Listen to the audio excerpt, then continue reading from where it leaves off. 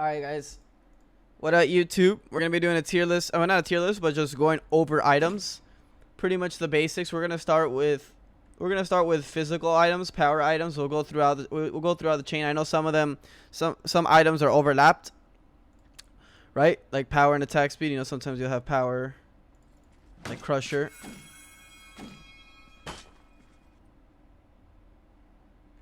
Wait, what? Oh, I was gonna say, is the Crusher's not here? Like, Crusher is in attack speed and power, so some items overlap, but we'll go over them regardless. We're gonna start with the consumables and actives. I think that's a good place to start because those are the biggest questions. Actives are the biggest, question marks. What actives to get, when to get them, how to get them, why to get them, when, pretty much just all in all. We'll go over rewards as well. I'm thinking about doing a warding video, so if you guys want a warding video, make sure to go to my comments and be like, yo, please give me ward video, bro. I don't know where to ward. I don't know why to ward. I don't want to ward. I completely understand that. So let's go. Let's see. So we're gonna start all items. Healing pot. Healing pot's actually the most broken pot in the game. If you guys haven't noticed in support role, it's actually the best consumable in the game. Obviously, if you match it with Chalices of Healing, support solos, literally early game are moving well, sustainable well, early game, and that's why they're able to brawl so well. Because unlike other games like Dota and League of Legends, pots, League, I think it works like that, but I know Dota doesn't. If you take damage from another god, the pot stops. But it's the consumable heals 250 over 25 seconds, regardless of getting hit by minions or whatever you're getting hit by. So it's actually HP 5 when you tap it off with Chalice of Healing. Your HP 5 goes through the roof, especially for an early game low base HP.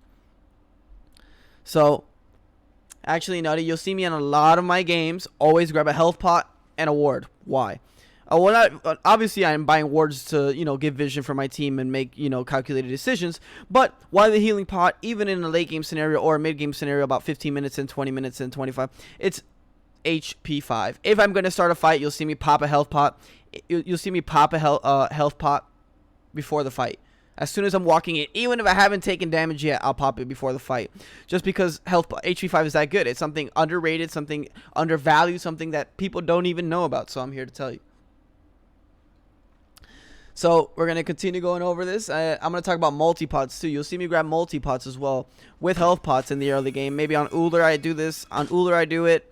I love multi-pot. It's, a secondary form of HP 5. Like I said, HP 5 very undervalued.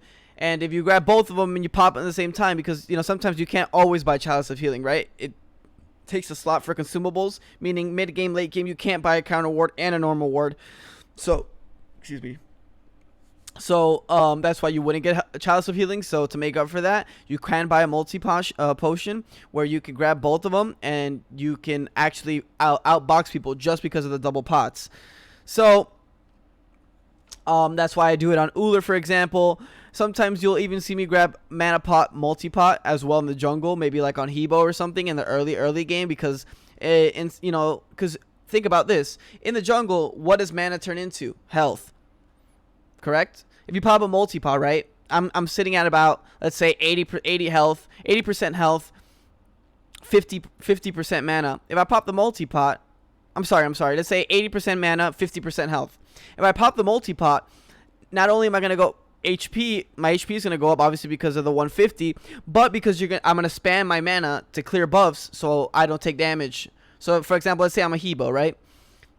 I grab a mana pot and a multi-pot. Like I said, I'm 50% health, 80% mana. I pop the multi-pot. I use double spells on back camps, meaning now my health is going to balance out to about 80-80. And that's why you use multi-pots. It's something a little bit, different that I do, and I love doing it. I don't know if a lot of people do it, but I do. Especially when you have Bancrofts or something like that. It's so amazing. And mana pots, you guys always see me grab it. Now, there's a tricky part about mana pot. When do I get a health pot? When do I get a mana pot? When I'm in the jungle, or in mid, or in solo, or wherever I am. Now, the mana pot is when I don't have Teleria boots early mid game. If Teleria makes up for that mana issue early mid game, so does Shield of Regrowth, so does a couple items. But if you don't have those mana regen items, you need to grab a mana pot if you actually want to farm efficiently. Now you ask yourself, I don't want to spend 50 gold. I want to get to my next item faster. But think about this. The mana pot that you're using is going to let you farm faster. So meaning you're going to make that 50 gold back and more because you're farming faster because you're using more spells. You're not scared to use the spells. You're not conserving mana. You're not scared to drop Thor spin and one on a speed buff just to clear it faster. You have the mana pot, so you save time, and that time turns into money, into gold. So something to think about, especially in the early mid game as well. So early mid game is usually when you want these pots. You can still grab them late, but late wards become way more valuable. But you can still grab a health pot and 2 wards. But sentries are amazing, so you never want to forget the sentries. Now we're gonna go to wards. I'm gonna drop a ward video for sure. For sure, I'm gonna drop a ward video. Where to ward when you're winning, when a ward when you're losing, when a ward when you're going for fire, when a ward when you're going for gold, when a ward when you're pushing a tower. Every single tower, it's gonna be super sick. I'm excited to do that. I'm gonna do that on a conquest map with bots and just like show you guys where it is, where you should be, where to drop counters, where to drop normal wards, that type of thing. So, when to get health chalice. I usually get it in solo support. You can grab it in other scenarios. You can grab it in mid, right? If you are a person, if you're going, let's say for example, Ula, right? You go Transcendence, you go Warrior to buy, or attack speed boots, whatever you want. You have no sustain. And then if you want to go another spike item, you have in mind going Brawlers because they have high healing. Now you're going to have no sustain ever. And that Chalice of Healing is going to pay off in about 15 minutes of using it, right? So that's when it's worth it. You can do it on those characters as well. But if you grab like Aussie, right? If you grab Aussie like 3rd item after Transcendence on Apollo on her, for example, then Chalice of Healing doesn't do that much. It's still going to help you in fights, but it's not going to do that much when it comes to sustain. You know, I think you're going to waste your gold there, especially because you get no gold. From selling Chalice, you get 0 gold, and it obviously costs 300 to buy. So you lose some gold there, and you don't want to be losing gold in a game where you're trying to play your spikes. Chalice of Mana is garbage, but you can buy it. But it's so situational. It's almost you never want to buy it, and you want me to tell you why you never want to buy it? Because there's so many items that give MP5, and that's the problem. There's a lot of items that give MP5, and Chalice Mana just sits there. Doesn't really help that much. Very rare that you ever want to buy Chalice of Mana. Mana Pots is always better. Chalice of Oracle is, I think, undervalued. I don't buy it that much. The reason I don't buy it that much is because Chalice of Healing is just that much better. And if you don't want to buy both of them, right? Because now you can't buy sentries, and then the role that you would buy it in is support. Right, if you were to buy Chalice of Healing and Chalice of Oracle. And if you buy that means you can't buy sentries. And who's supposed to be sentrying deep in their jungle or countering the wards? Support.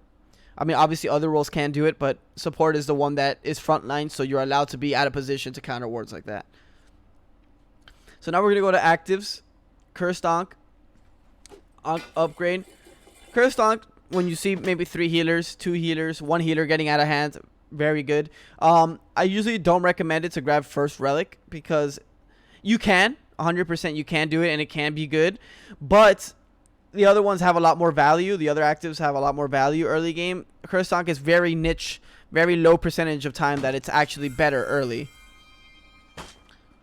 because at this point in the game, right, their healing is not winning them the game at 5 minutes, 7 minutes. You're not grouping up at that point. You're just trying to farm, right? You're trying to get to the point where you're healing your whole team, where you're grouping up for Gold Fury as a Fire Giant, meaning everyone's trying to farm right now, so the healing isn't that ridiculous.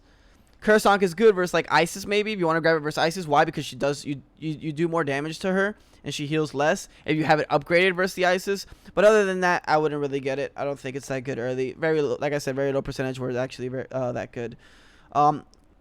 Upgraded is very valuable on Ankh. Upgrading it is very important. If you're going to grab Ankh, you got to find an opportunity to upgrade it somewhere in your build early. The earlier, the better, right? You grabbed Ankh. You already committed to Ankh. Upgrading it means that they take more damage when they're healing. So healing is counterproductive at that point, meaning making Cursed Ankh actually that much better. Aegis. We know what Aegis does. Upgrading Aegis goes from 180, 30-second difference. I usually only upgrade Aegis if I have Relic Dagger combined with playing against maybe the Kraken, the Cuckoo, Even Cuckoo, sometimes I don't do it because his tick damage is ridiculous. So I would say more like, yeah, Thoth, Pos, maybe Raw. Raw's a little bit harder. But yeah, so usually if you want Aegis, that's great. Aegis is a great active, but upgrading it, very situational. 500 gold is a lot of gold, especially when, like I said, you're trying to spike your build. You're trying to get to your highest potential as fast as possible. So upgrading Aegis, that is, you questionable. Like I said, very low chance when you want to do that. Heavenly has decreased in popularity. With Blink having such a low cooldown, Heavenly isn't that good, but Heavenly still has his pros.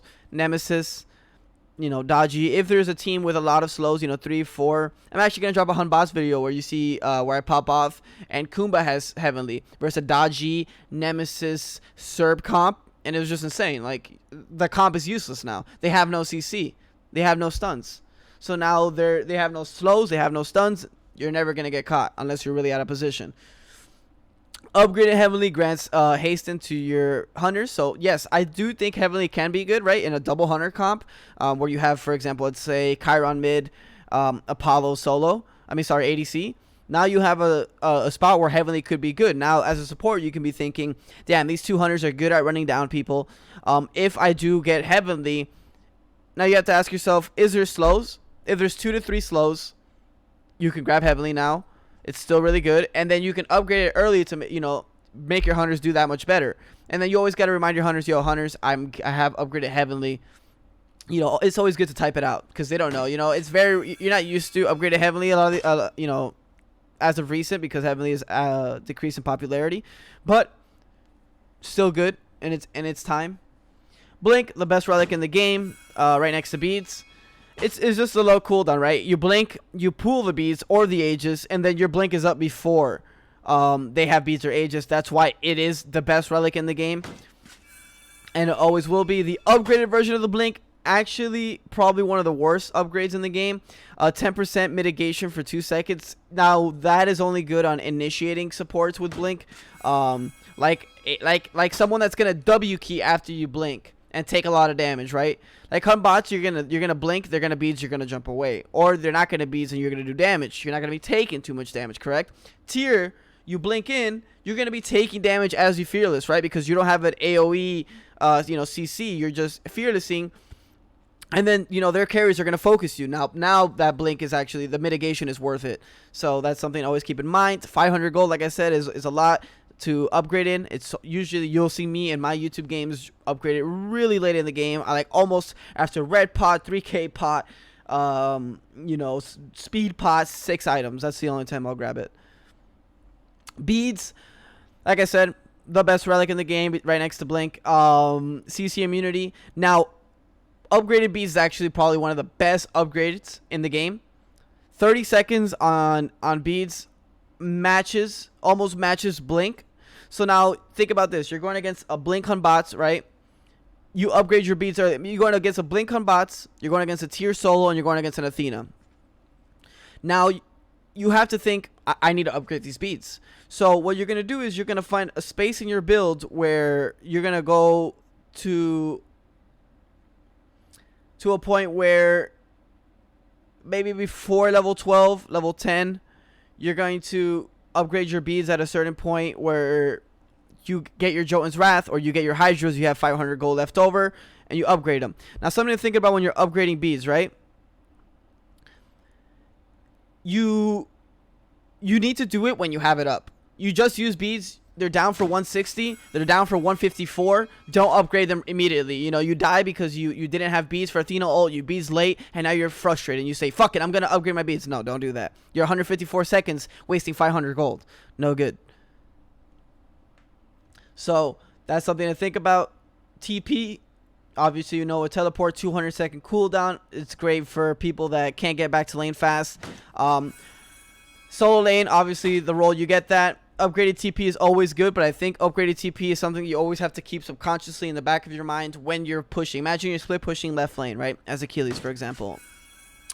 You're pushing left lane, and you see your team fighting at gold fury. You look at your gold. You have 500, 600 gold, for example. You say, no problem. You guys can fight gold fury. I'm going to keep pushing left, and you guys, at any point, I can be there. Just make sure you have wards there. So that's always something to keep in the back of the mind. Even early game, at level 11, you can do this play. And this play, I've taken advantage a lot when I was a solo laner back in the day.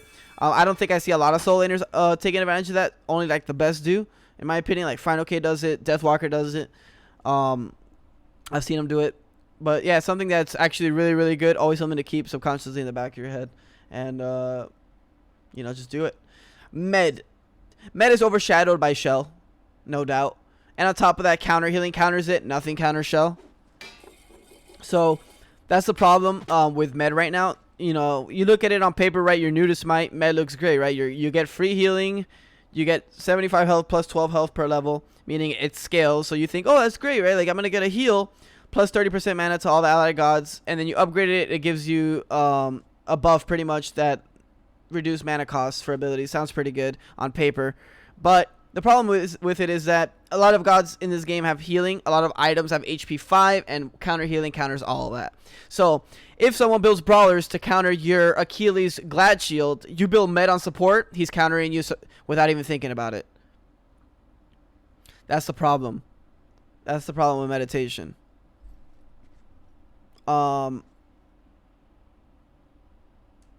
So, I mean, I think Med needs to be buffed in some way or form, but Med is a scary thing to buff. So I don't know how they would do it, but that's the problem with Med right now. That's why you don't see it picked up as much. That's why you only see it in Assault, Kappa. And so yeah, Med's in a weird spot, unfortunately, but yeah, it is what it is. Shell, probably top tier 1 fucking active. You always probably see me grab it on my supports because it's just an insane peel bait factor, especially when you upgrade it. It's all right. So Shell is good normally. Shell is amazing or the best supportive relic in the game when there is auto attackers. Kali jungle,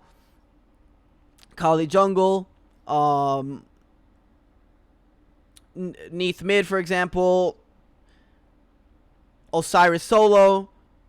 And then Hunters, obviously, just in general, it counters it, right? You upgrade the Shell early with a Relic Dagger. Now you're blocking autos, 5 autos, if I'm not mistaken. I'm sorry, 2 autos, 5 autos, 2 autos, which is the blunt of initiation, right? You blink with Kali, you stun, and you go for the double auto, block, and now your damage, what you thought the damage you're gonna have, isn't there, and now all of a sudden you're out of position, right? So that's the problem. That's the problem. Why Shell, or not the problem, but why Shell is that good. And outside of that, it scales with health.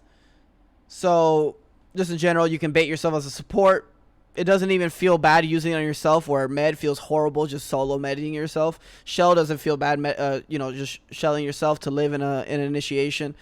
And like I said, the upgrade is probably one of the best upgrades in the game, right there with beads. They're really, really good upgrades. So Thorns has been like all over the place. It was OP, then it was shit, then it was broken, then it was shit all throughout Smite history. It's been really hard to balance because return damage with lifesteal and counter healing, all those things. This is probably like one of the best spots it's been in a long time. Reflects 40% of all damage you take before mitigations for the next 5 seconds. I probably should read everything just for the newer Smite players.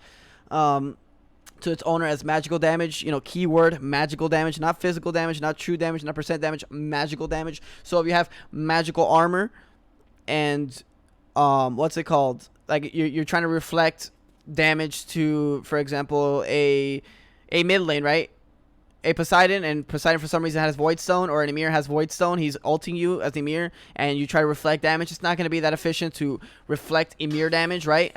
Imagine he's ulting, and you're sitting in there like, oh, I'm going to reflect all of this. But an Ymir probably has base high magic prots, and probably has like a Void Stone, or Genji's, or some sort of magic protection, and now you're wasting your Thorns, where it has a 2-minute CD. Something to think about, something people don't think about. They don't even see the magical damage. You think they're just going to reflect the damage.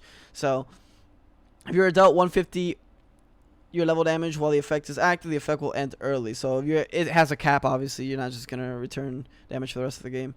Using this item reflects 40% all damage. So this is pretty much, you upgrade it when people build double lifesteal, like hunters build double lifesteal.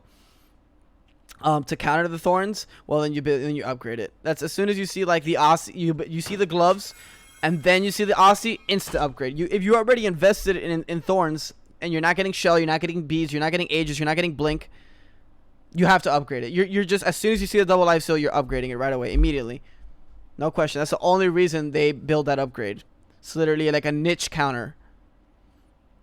Spear. Sundering Spear. Using this item fires a bolt that travels 70 units, stopping on the first god hit, dealing 50% of the target's current health as true damage. Cooldown 110 seconds. Upgrading it using the item fires a bolt that travels 70 units, stopping on the first god hit, dealing 50% pretty much, and increasing their damage taken by 20% for 5 seconds. So it doesn't lower their procs. They take 20% more damage. So that's something that's really, really, really important. For example, Athena, it's really good. You see PBM use it at Worlds. He's probably one of the only ones that use it. There's a couple other people that use it, but PBM is someone that's known for Sunder. It's insane if you know how to use it. If you're a shot caller, you taunt, you say, I'm sundering this guy. For those 5 seconds, he's actually going to take that much more damage. Have you ever seen in my YouTube videos when I do get sundered, I instantly disengage because 20% more damage is a ton. And on top of that, 15% true damage, someone that has, let's say, for example, Kepri has 3,000 health, right? 3,000 health, high prots. You know, Kepri's frontlining, super heavy, trying to defend Fire Giant. You taunt him, you sunder him, with Sunder upgrade, he's going to die. He's going to get shredded. He doesn't expect that. He doesn't ult himself. It's a surprise factor with Sunder. So that's something that you should grab it on Athena if you know how to use it well. If you're, with your friends in comms and you can shot call, I think Sunder is a very good active. Phantom's always been in a weird spot because there's only certain gods with a cage, and walls have been like kind of weird with towers. They changed it, they reverted it. So Phantom's like very underused. It's good. It used to be really good versus Odin. You had to grab it versus Odin. Sometimes you had to grab 2 versus Odin. Good versus Ymir. You don't really grab it versus Thor unless like the Thor is actually destroying your team with walls. What other characters? Ymir. I'm trying to think. Can't think of top of my head. But whatever, just walls. And then if you upgrade it, 15% damage mitigation for 5 seconds. I mean, it's good. 15%. It's pretty much like having a spirit robe, a little bit less if I'm mistaken, or maybe around the same. Spirit robe proc. Spirit robe is if you get stunned, you get a mitigation buff. So yeah, I mean, if they have an Odin and you already bought Phantom, and then now you're kind of late game and you want to upgrade it to take less damage, yeah, it's good. It's okay. Cabra, it's a good one. Jamoja. Bracer of Undoing. So Bracer is really, really fucking good. Now the problem with it falls in the same spot as meditation. I think Smite is in a weird spot when it comes to counter healing. It always has been. Now it's probably the worst. So many counter healing items. You like the thing about counter healing items in Smite. The problem with them, this is actually good that I'm getting into this, is that they have amazing base stats in general. Brawlers, amazing stats. Pestilence, amazing base stats. Like building them, obviously for the counter healing, but you don't feel bad for investing into the counter healing. The base stats on the item is so good that you don't feel like, fuck, man, like I'm not going to go into Crusher to build brawlers and now I'm going to get way less damage. Like you don't feel that. 15 flat pen, 40 physical power. It's doing more. It has the same flat pen as Crusher, has more power, and then it obviously just has the counter healing onto it. So you don't feel bad. Same thing with Pestilence, same thing with Contagion, same thing with Divine Ruin, high power, has flat pen. It still feels good. You don't feel like you're going out of your way to do it. So with that being said, now Bracer and Med now fall in a super weird spot because these actives are supposed to be with healing, but if you're building these items regardless because you're just trying to counter a Hell or a Guardian or an item, now Bracer gets countered, subconsciously without even thinking about it. You're Brawler, you're Pestilence, and you're like, oh, I'm about to Bracer this whole, this Kraken, and then you don't Bracer anything. You get 150 health back, and now you're kind of wasted your relic. Now Bracer can be insane. I'm sure you guys, some of you guys, if you guys want to see Bracer at the best being used as at its max potential, watch my tier games. You always see me tabbing out, tabbing out, tabbing out, tabbing out. I'm looking at their builds and what they could be thinking, and then I'm looking at my comp. So I look at myself, right? Imagine we have an Apollo, we have a Poseidon mid. He doesn't build Bancrofts, he builds Doom Orb. Then we have a Geb, and then we have a solo lane Osiris. Where is the healing there? Probably no healing. Maybe Osiris gets berserkers, so everybody forgets about counter healing, right? Nobody's like, damn, I have to invest into it. So now I look at their builds and I say, look, nobody looks like they're going brawlers, nobody looks like they're going pestilence. Everybody forgot about counter healing, and that's when you build Bracer of Undoing. And especially, you know what it matches perfect with? Relic Dagger. You always see me grab Relic Dagger if I'm gonna go Bracer, because it confuses people all the time. Nobody buys Bracer. It's a surprise factor at all times. And now, obviously, upgrading it, I always upgrade it when I get it, especially super early. 3 seconds from all your cooldowns. 3 seconds. So now, you tier Fearless. You switch stance. Cleave. You're really low because they crack into you, for example. You Bracer. You cleave again, you dash again, you switch stance, and you Fearless again. Tell me someone that's going to live that combo. You're not, and you don't expect that combo. That's the biggest thing. You don't expect 9 abilities at once. So that's one of the things. You'll see me grab it on usually tier. It's rarely on Uller. It's very popular in duel. But yeah, tier. I'm trying to think of more characters that I grab it on tier. Herc. I grab it on Herc sometimes. But Herc, think about Herc. When you think about Herc, you think about healing. You think about healing, you think about brawlers. Think about brawlers, Bracer's garbage. Tier is a little bit in that weird spot, especially if you're jungling with him.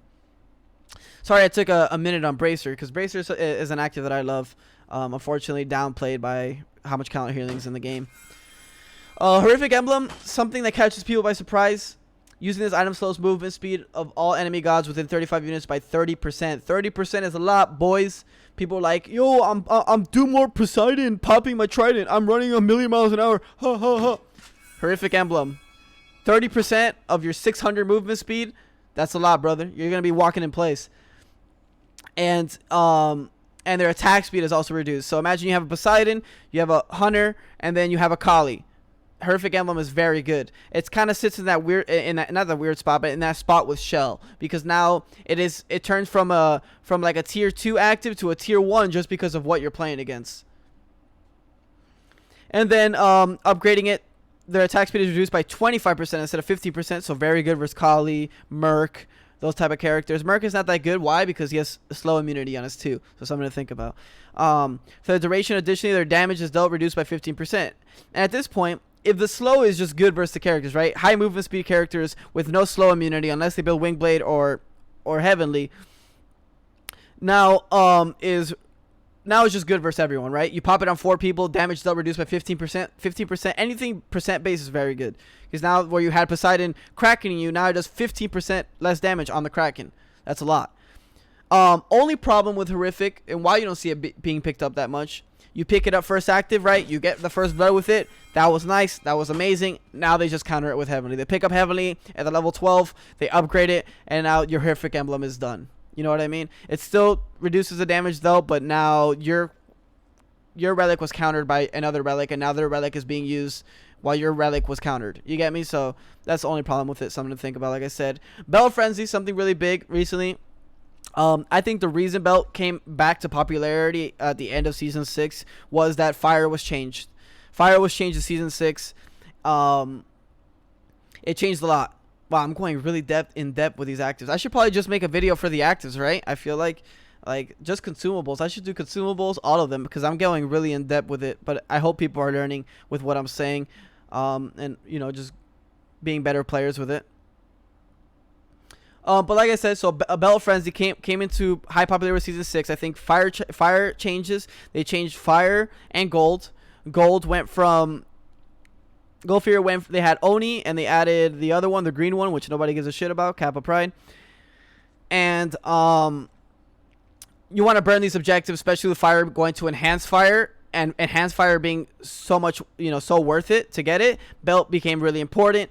So let's read the item. Using this item grants all allied gods within 70 units 10% increased damage dealt to all targets, including objectives, and 50% attack speed increased for 5 seconds. Now think about this. Fafnir 2 on Mercury, Apollo with crit, and a Chiron mid. You pop Bell of Frenzy, that Fire Giant is done in 3 seconds. And now, you know, how do you expect to defend a Fire Giant? You have ward on it, they get countered, you're like, oh, they're probably on fire. You know, we got to check it, and you go in, and it's done already.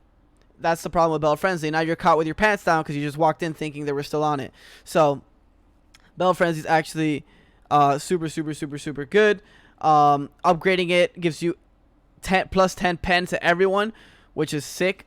10 flat pen is great. I mean, late game is not as good, but it's still 10 pen. Like, I would like to upgrade it early. Even in team fights, it's insane. So, like I said, these Bell of Frenzy still very good. I would say tier 2 to tier 1 type of active. If you know how to use it, it's a tier 1. If you have a Fafnir or you have characters that are really good at burning objectives, Merlin, Poseidon, you know, there's a ton of gods that it doesn't just need to be the Mercury or the Kali or the, you know, ADCs. There's still a lot of carries that do well with Bell of Frenzy. Support or solo pickup, preferably support. Potion of Physical Might. I think it's something to talk about, and people don't talk about it because you just build it whenever you have extra 500 gold when you're already 6 items in. Well, that is the basic. Yes, I'm gonna buy Physical Might because I have 500 gold left over and I'm already 6 items in. That's not always the time to buy it. You can buy it in a final defense. I've done it plenty of times in scrims and pro games where I'm like, shit, I need. We're getting pushed in, right, Phoenix. We're down 12,000 gold. I have 600 gold. Do I buy a mace? Do I buy a mace for 15 physical power, or do I buy the pot? Now let's read the pot. This consumable increases your physical power by 30. Double the mace.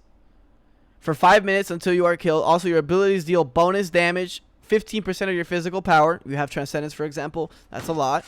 This effect can only occur once for each god hit with an ability. So you can proc 5 times if you hit every god. Think about that. So you're going to defend right Phoenix. They have Fire Giant. They're up 12k gold. You have 600 gold in your slot. You're about to go defend. You buy red pot. You do not wait for mace. You do not sit there with 600 gold defending right Phoenix. You buy the red pot. 100%. It's so good. It's so good. It helps you so much in those fights where you don't have the gold to invest for the power, and so you use it. That's something to think about. Something to always keep in mind. Sassel's Blessing has been in weird spots. They're talking about giving it 100 health instead because of I think it's in a good spot.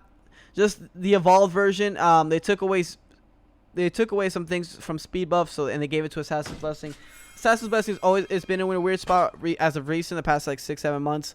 I think it's okay. You only grab it on the jungler. Double jungling with it feels bad because Guardian Blessing is so good that buying Assassin's Blessing on a support to just invade red or purple just doesn't feel good. I would just rather have Guardian's Blessing and invade the red a little bit slower. So just for junglers pretty much at this point. Attacker's Blessing. Should I talk about these? I mean, I know there is a lot of Joust players and arena players that probably won't have questions about these blessings. I buy Attacker's Blessing in my duel videos. You probably check out my duel videos. I mean, 20 physical power and 10 pen for 700 gold, and you evolve it by doing 100 damage to the minion gods provide 1 stack. So doing how many stacks? You get it pretty quick. Probably at the first couple waves you get it, and 20 physical power is a ton. It's the same as almost heavy mace. It's literally heavy mace for 700 gold, just with 5 power less. Where heavy mace spike is huge. Fuck the other blessings. We'll just talk about the blessings and conquest. Guardian's Blessing, 100 health, insane. Flat health is the best stat in the game, early game. In the first 10-15 minutes of the game, HP is the best stat. Better than defense, better than magic. So 5 physical protection and magical protection, 5 of each, not too much. It helps. 7 HP and mana restore per minion. So that's probably one of the most important ones. You don't want to be killing the minions, but also I think supports always get mistaken. You don't want to hit the minion. You don't want to KS the minions, but you still want to hit the minions. Just make sure you don't kill the minion. You want to help your lane get pressure. But I see supports do this all the time. Just sit there like an asshole. Like, yeah, kill this shit for me. I have Guardian's Blessing. Like, no, bro. You can hit the minion and help. You're going to mess up the lane pressure. You're going to mess up the lane if you don't help. You'll see me always literally try to micromanage hitting the minion perfectly where my hunter can one-tap it. Do it on every character. even Sylvanas, where it's a little bit harder. Attacker's Blessing, Hunter's Blessing, something you don't see me get often, actually. I rarely ever get Hunter's Blessing because I love running trans, rushing trans, and being ability based on Hunters. And even on Hunters that are AA based, I still build trans. I just mostly because I run the mid lane, but I only get Hunter's Blessing like on Rama. Pretty much just Rama. But pro hunters value it like crazy. 15 basic attack damage, that's a lot. 10 MP5, that's why people build it, because it's that you fulfill that mana problem, mana hunger that Transcendence would help you with Hunter's Blessing. And the 15% attack speed once you evolve it, and an additional 15 bonus basic attack damage is 92.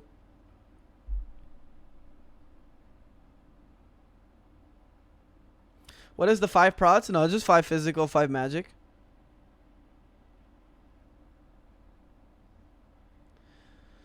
Alright, Mage's Blessing. Still used on some characters, undervalued on others. 10 bonus ability damage. Not that much. That's why I think it's undervalued. 10 physical power if you get it on like when you think about ability damage to physical power should always be higher. I'm sorry, 20 magical power, 2 MP plus 2 MP5 per 10% missing mana. So, the lower your mana is, the more mana you regen. Valued, in the early game, right? Your Poseidon, your Whirlpool 1, that takes you to about 50% mana. And then now you're regening mana, 5 times as fast. Correct? Kill or assist lane minions. Lane minion with a stack. Enemy gods are worth 5 stacks of 75. You get 10% CD, yeah. It's a good item. The CD is really good early, right? 10% CD plus cooldown boost. Now you're at 20. You build Chronos. You're at 40. You're at 40% CD in about 15 minutes. That's really good. Now you gotta figure out which characters value and appreciate that 40% CD early. Poseidon, questionable. Yeah, you're cracking really often, but you're not doing damage with the Kraken. Janice, movement, a lot of movement early. It's probably worth it. You have to think about your character. Warrior's Blessing. Actually, I think the best relic. I don't know. Guardians is really close. 75 health, plus 3 reduction of all damage taken. Minions. That's all you think about when you see that. Minions. Imagine 3 reduction of all damage taken. So every minion, 6 minions hitting you. 3 reduction. 6 times 3, 18. 18 damage every time all the minions hit you. You aggro all the minions by hitting one person. That's 18 less damage you take. 40 health and mana restored upon damaging an enemy is pretty much how you stack it. And then after getting a kill or an assist, enemy guard provides 3 stacks at 15 stacks. Warrior's Blessing gains 15 and magical and physical protection. That's a lot early, especially for such a cheap item. 700. Sick. And it's already giving you 75 health and the damage reduction. And then Elixir of Speed. Elixir. Pretty much. Now this is a question I get a lot, especially when I'm playing a ranked game and it's late game. Yo, you have 1,500 gold. Why are you not buying it? Or, yo, why'd you buy it and you still have boots? If you buy this, doesn't mean you should sell your boots right away. Think about your boots, right? Damn, this is physical. But whatever. Think about your boots, right? You have 40 physical power, right? 40, think about 40 physical power. Same as Jotuns, same as Brawlers. Now, you sell this. You sell your boots. You have 1,400 gold left over. You're like, oh shit, I can only buy mace. And now you have 25 less power for no reason. Don't sell your boots as soon as you buy the pot. Wait till you finish. Wait till you have enough gold to buy a power spike. Like for heavy mace, I would do it. Why? Because yes, you're lacking that 15 power, but you're making up with a 10 pen, so that's fine. So usually wait till you have a tier 2 of an item. Even tier 2, I wouldn't do it sometimes. So that's my biggest thing. I'm not going to go into items yet. I'm going to take it one at a time. I went over consumables, relics, and starter items for this YouTube video. If you guys want more content, I will be doing offensive, then defensive, then utility, and I'll be doing this for magic, and then magic offensive after. So if you guys let me know that you want more of it, let me know on my comments. I'm going to try to do more videos like this. I'm going to do a warning video as well. Try to teach Smite on a higher level. I went really in depth with the relics. I was actually going to do all of this at once, but I realized how much I have to talk about when it comes to just relics and consumables. So I'll be doing another video. Appreciate you guys. Thank you for watching.